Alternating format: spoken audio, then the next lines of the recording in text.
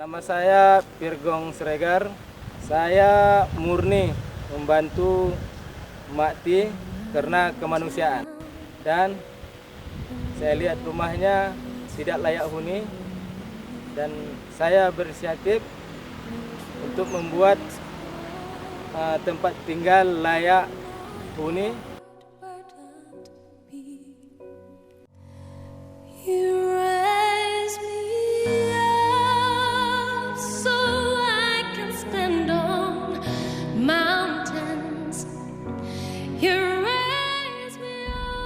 Pirgong Sregar ini adalah anggota Satpas Polres Aceh Besar.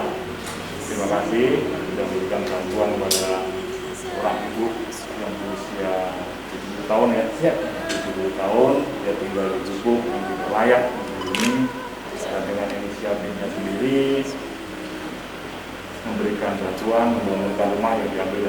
Mudah-mudahan bisa digunakan untuk berbuat baik. Siap. Terima kasih juga ya. Siap, terima kasih. Dan saya bangga dan saya ucapkan sekali lagi terima kasih Jenderal atas apresiasinya. Jaga jarak, hati-hati, jaga kesehatan semua. Tetap semangat.